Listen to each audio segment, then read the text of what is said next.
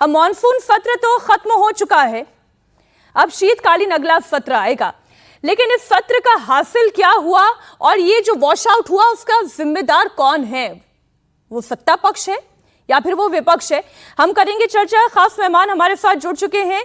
Senior journalist अनंत विजय जी हमारे साथ हैं, निर्दलीय सांसद उमेश भाई पटेल हमारे साथ हैं, राजनीतिक विश्लेषक तहसीन पूनावाला, समाजवादी पार्टी की ओर से तारिक खान और शिवसेना यूबीटी के प्रवक्ता आनंद दुबे भी हमारे साथ जुड़े हुए हैं। आप सभी का बहुत स्वागत। चूंकि निर्दलीय सांसद भी उमेश भाई पटेल हमारे साथ मौजूद हैं। उमेश जी, जनता तो बस इंतजार करती रह गई कि अब चर्चा होगी तो तब चर्चा होगी। 20 जुलाई को संसद सत्र शुरू हुआ, 13 अगस्त को खत्म हुआ, हासिल क्या हुआ? क्यों ये वॉश आउट हो गया?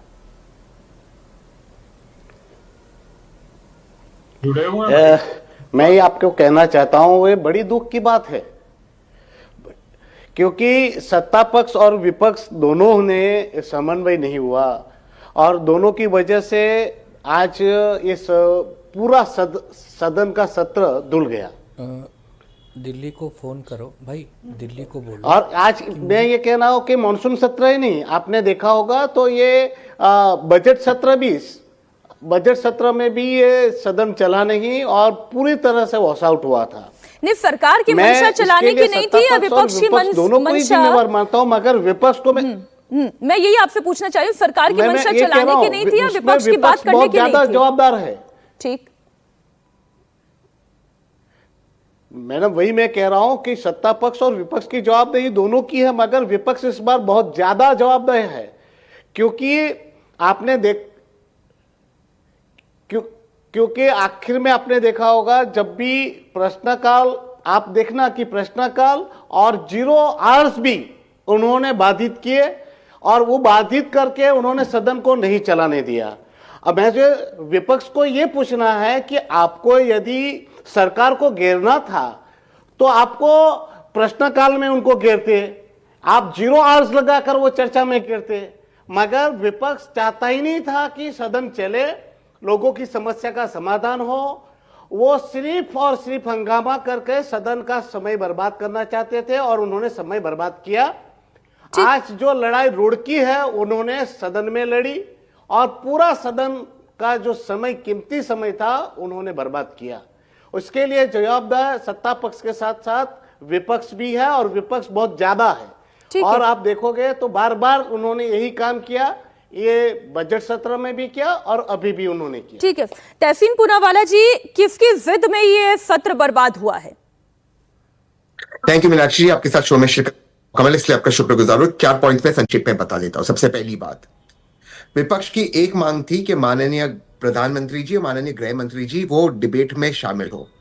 कुछ दिन के बाद माननीय पार्लियामेंट्री अफेयर्स मिनिस्टर किरण रिजिजू सर ने कहा कि माननीय गृह मंत्री जी स्टेटमेंट देंगे। स्टेटमेंट की बात नहीं हुई थी, वो डिबेट में शामिल हो। मनोज तिवारी जी जिन्होंने आपके साथ शिरकत किया, झूठ कह रहे।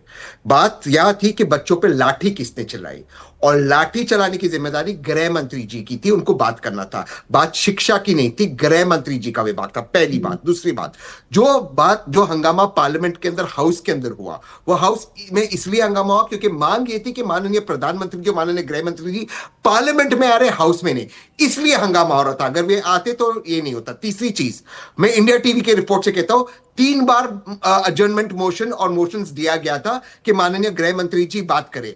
रूल्स के तहत उन अजर्नमेंट मोशंस को हटाया गया था।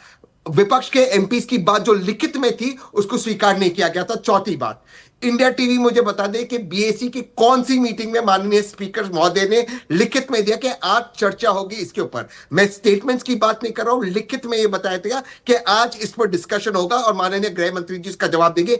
एक भी बार नहीं दिया था। लास्ट चीज से मैं अपनी बात समाप्त करता हूं। माननीय प्रधानमंत्री जी के खिलाफ जो आज नारे लगे उसके मैं खिलाफ हूं। इस तरह के छिछोरे नारे नहीं लगने चाहिए, इस तरह का अपमानित शब्दों का प्रयोग नहीं होना चाहिए। लेकिन मैं आपसे फिर पूछता हूं मीनाक्षी जी, आप बताइए, माननीय प्रधानमंत्री जी और गृह मंत्री जी पार्लियामेंट में थे लेकिन वो हाउस में नहीं बैठे। ये गलत है और देश के लोकतंत्र के साथ ये गलत हो रहा है। और ये सारे सत्ता दल और विपक्ष के नेता सारे रात को पार्टी करेंगे, एक साथ पार्टी करेंगे और हमको मूर्ख बनाते, चाहे सत्ता दल के हो या विपक्ष के हो। रात को पार्टी करेंगे शादी के अंदर और सुबह आके एक दूसरे के खिलाफ नारे लगाएंगे। ये तो रियलिटी है, ये तो रियलिटी है।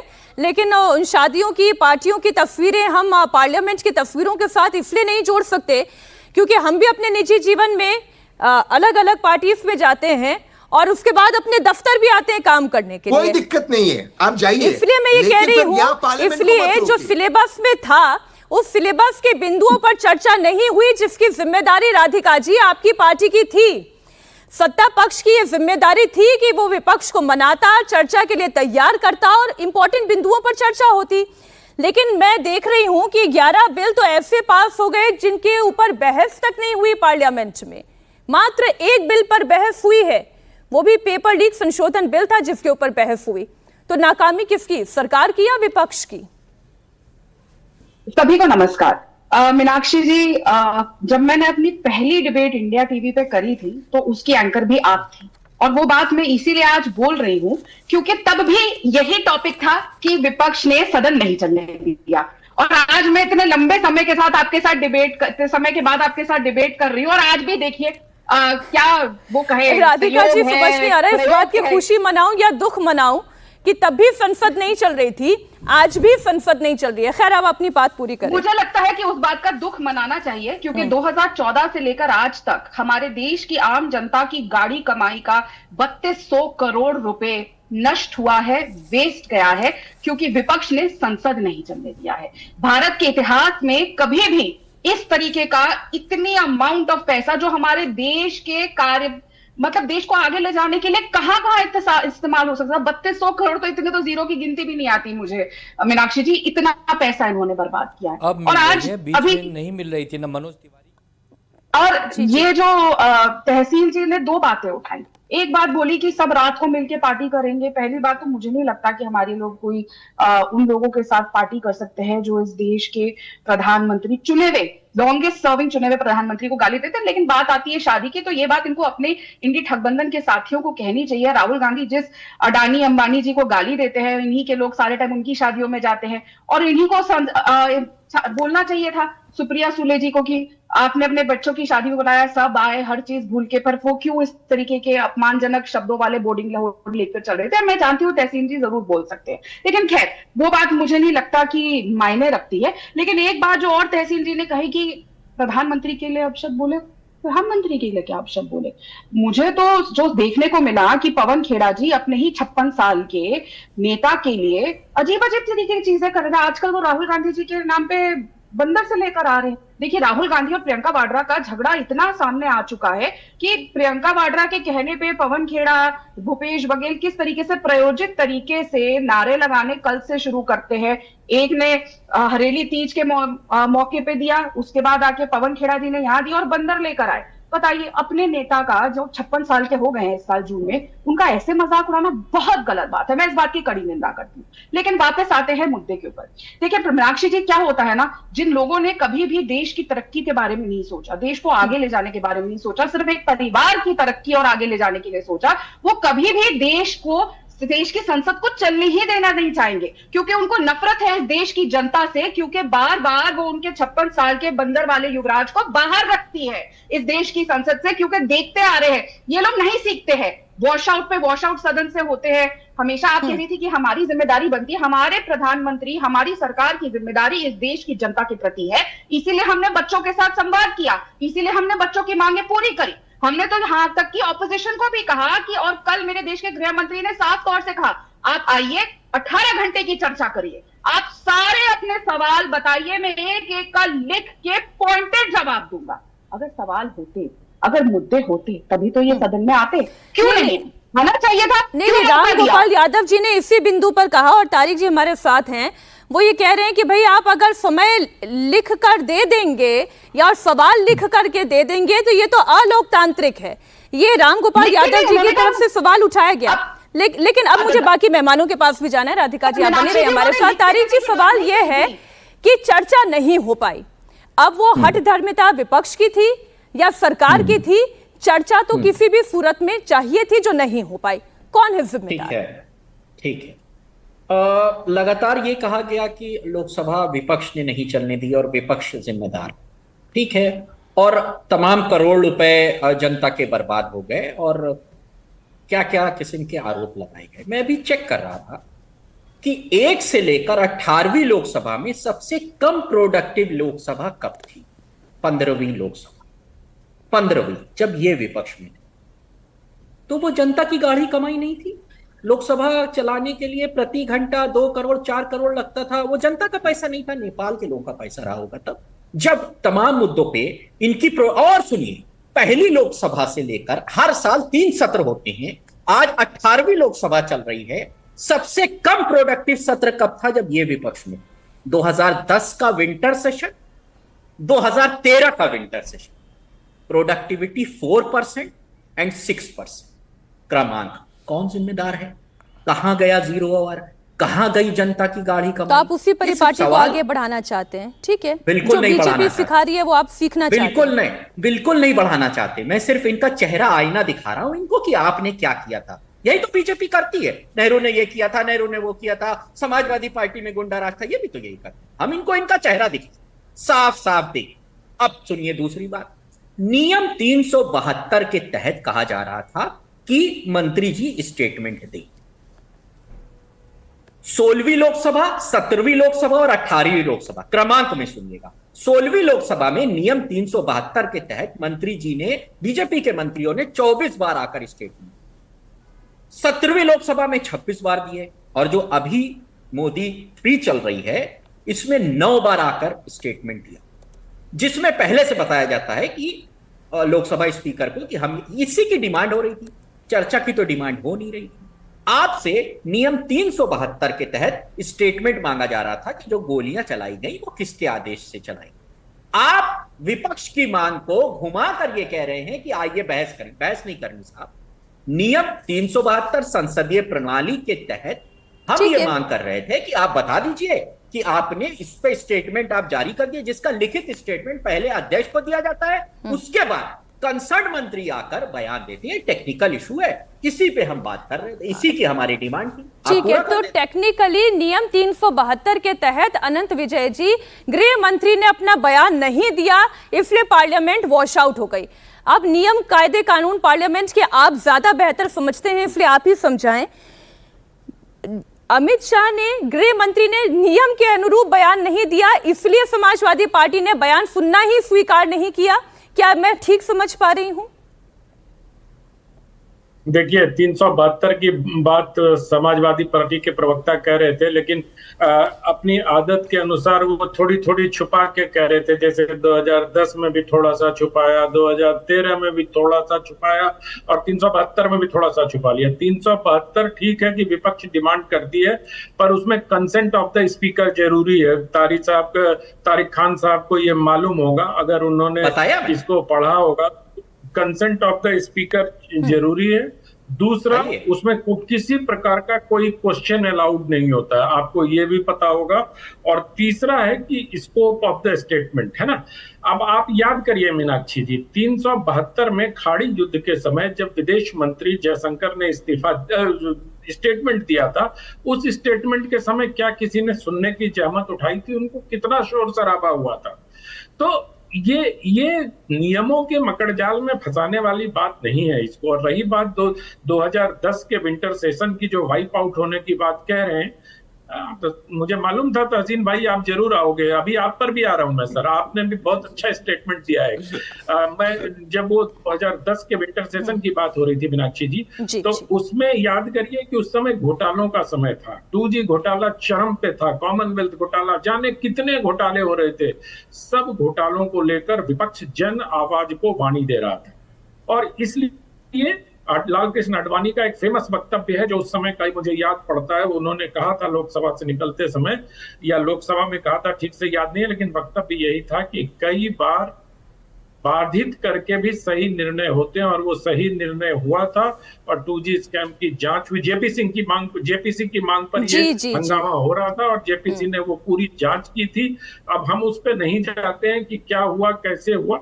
अगर विपक्ष आडवाणी जी के बयान पे कायम है और उनको लगता है कि इस तरह से हंगामा करके ही कोई सही निर्णय लिया जा सकता है, तो फिर 372 की बात नहीं करनी चाहिए उनको।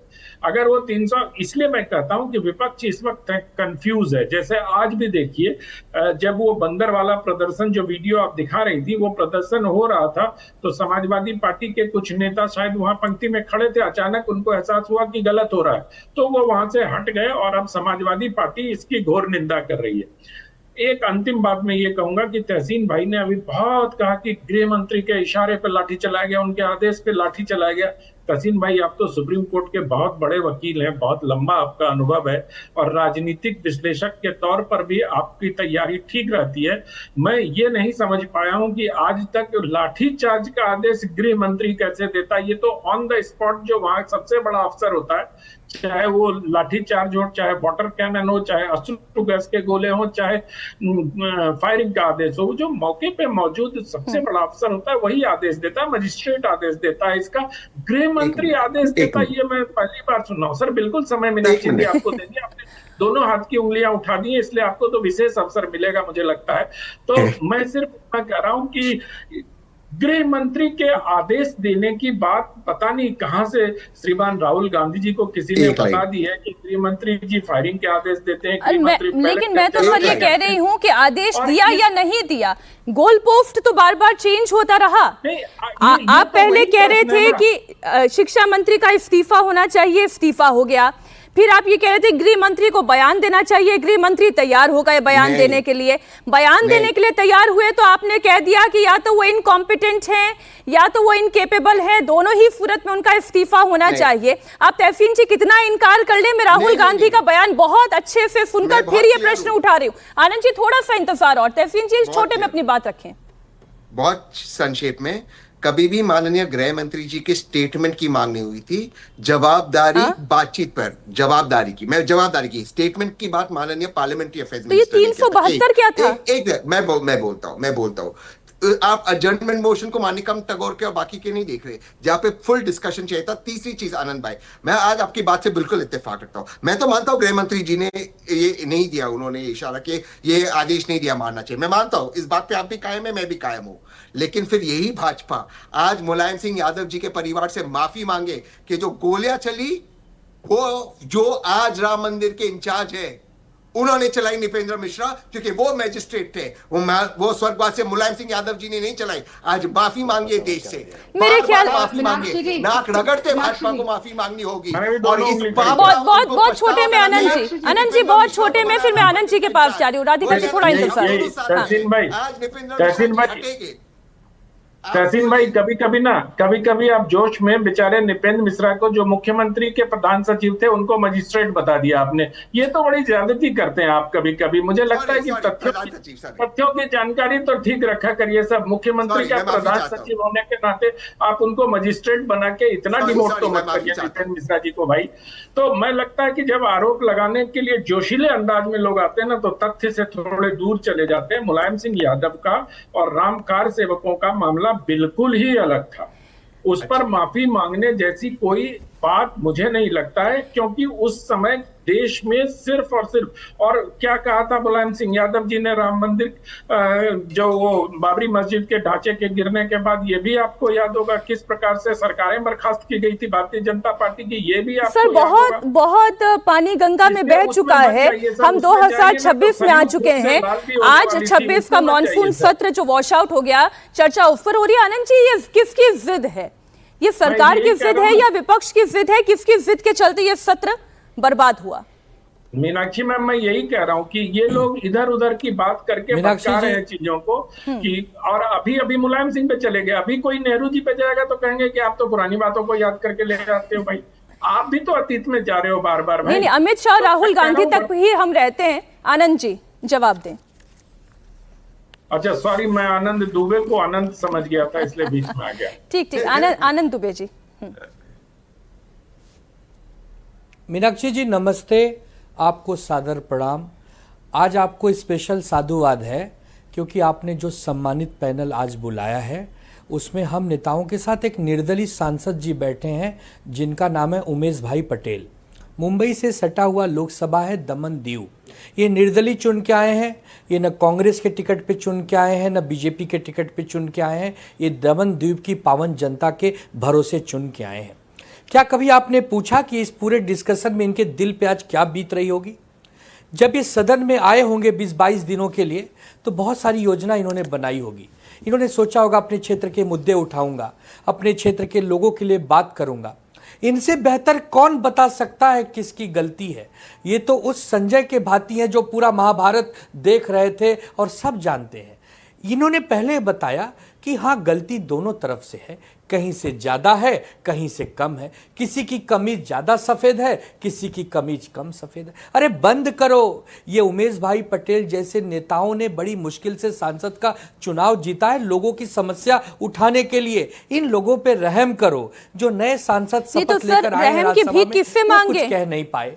लोकसभा के सांसद कुछ कह नहीं पाए। रहम की भीख हम किससे मांगे? विपक्ष से मांगे या सरकार से मांगे? मांगो, हमसे मांगो। हम ही नहीं, विपक्ष को पहले तो सबको जेल में डाल दो। विपक्ष किसी काम के नहीं है। हम लोग अब जीने लायक नहीं है। हम लोग की गलती है ना। हम सरकार तो बहुत अच्छी है, सरकार तो पहले दिन से कह रही भैया चला रही है। ये विपक्ष निकम्मा है। सारी लड़ाई बंद करो, हम लोग पर FIR करो, हमें जेलों में डालो, बंद कर दो, क्योंकि अब इसका कोई अंत नहीं है। वो अच्छा विक्टिम गेम खेल रहे हैं आनंद जी। हम कह रहे हैं तुम्हारी गलती है। अरे नहीं, क्या होगा? आनंद जी, अच्छा विक्टिम गेम आप खेल रहे हैं। कब होगा? करोड़ों रुपए बर्बाद कर दिया मीनाक्षी जी, लोगों ने बर्बाद कर दिया इस देश का पैसा। परसों हम आजादी मनाने जा रहे हैं, स्वतंत्रता दिवस। भगत सिंह, राजगुरु, सुखदेव। आनंद जी देखिए, आपकी बातों से मुझे बहुत सहानुभूति हो रही है। मिल भी गया। अरे आनंद जी सुनिए ना, बहुत सहानुभूति हो रही है मुझे आनंद जी आपकी बात से। लेकिन ये जो विक्टिम कार्ड है ना विपक्ष का, कि हमें जेल में डाल दो, हमारी जुबान बंद कर दो। अरे भाई, अब तो चर्चा के लिए सब तैयार थे, प्लेटफॉर्म खुला हुआ था, लेकिन राहुल गांधी जी अड़ गए। नहीं, हमें कोई लेक्चर नहीं चाहिए। अखिलेश यादव ने ये कह दिया कि हम आपका भाषण सुनने के मूड में नहीं हैं। तो फिर किस मूड में है विपक्ष? क्या है विपक्ष का मूड? मीनाक्षी जी, क्या एक बार आप ये भी कह देती कि उस तरफ से भी कुछ लोगों ने सीरियसली नहीं लिया, उस तरफ से भी कुछ लोगों ने, नाम मत लीजिए, मैं समझ सकता हूं सबकी अपनी एक आनंद जी, आपने शायद सुना नहीं, मनोज तिवारी जी को मैंने प्रश्न यही पूछा कि जब संसद सत्र खत्म होने के मुकाम पर आ गया, तब आप पत्र लिख रहे हैं, तो इतनी देर क्यों की? यही राधिका खेड़ा जी से भी मैं पूछ लेती हूँ। लाइए राधिका जी को जरा स्क्रीन पर। देर हो गई, बहुत देर हो गई, देर हो गई आते आते। किस चीज की देर हो गई? क्या देर हो गई?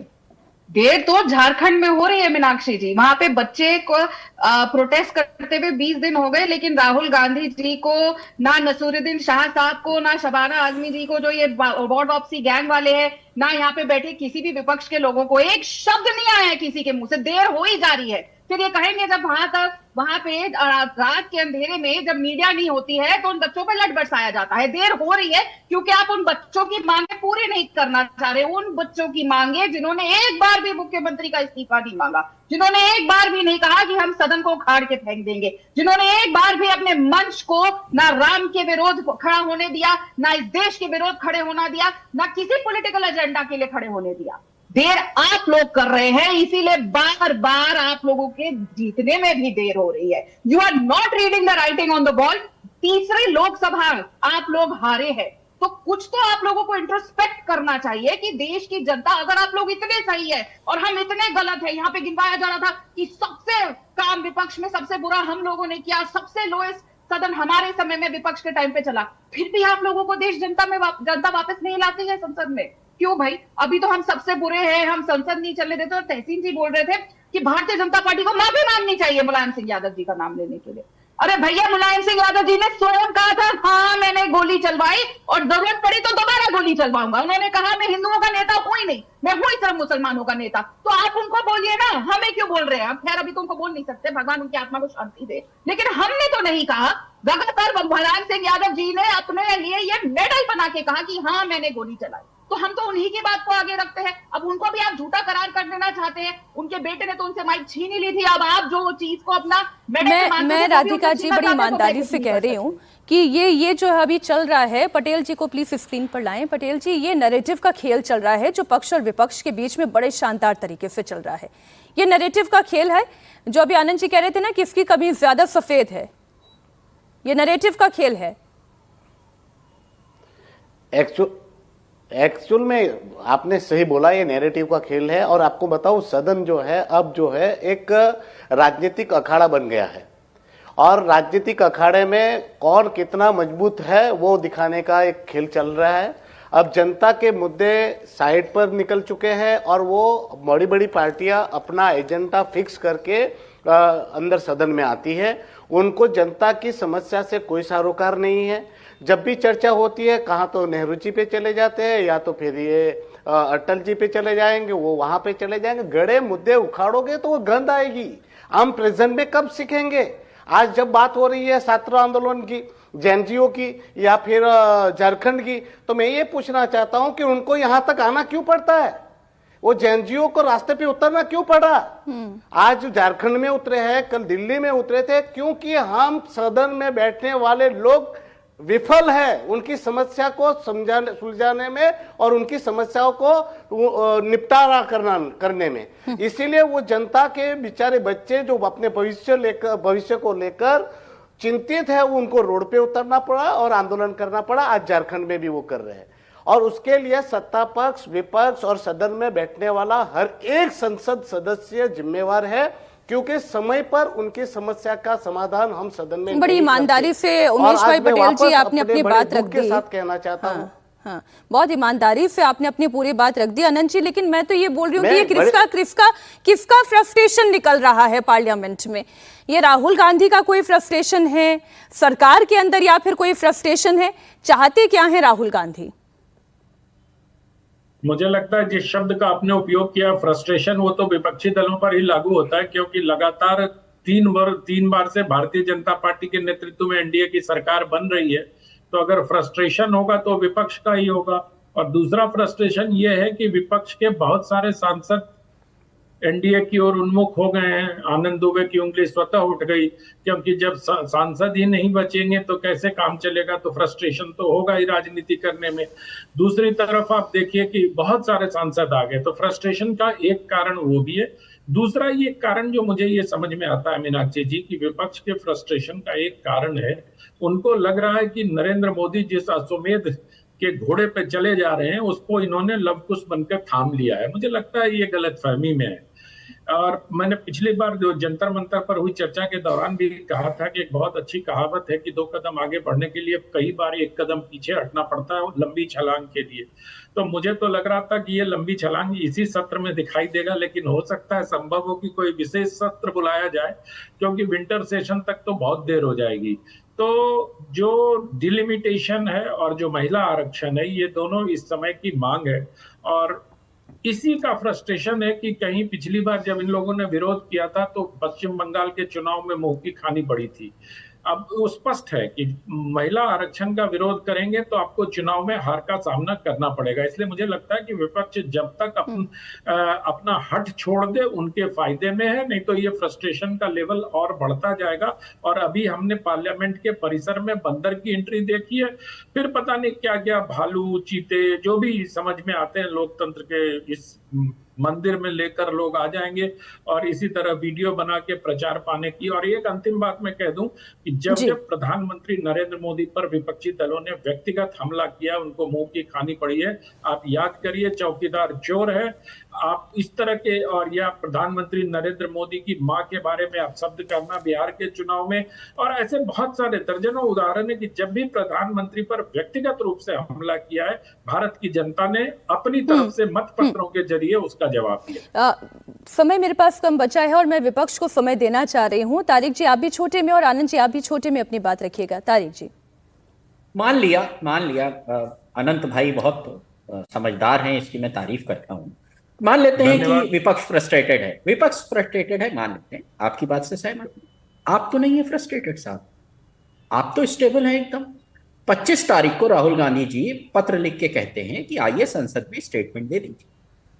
आप उस छात्र की तरह हैं जो स्कूल जाता है, टहलता घूमता है, चला आता है, क्लास में नहीं जाता है और ना एग्जाम देता है, ना टीचर की बात सुनता है, ना कोई बात करता है। साहब तभी से आप तो स्टेबल हैं, हम फ्रस्ट्रेटेड है, मानसिक संतुलन हम लोगों का गड़बड़, एक्सेप्टेड। आपको आकर स्टेटमेंट दे देना चाहिए।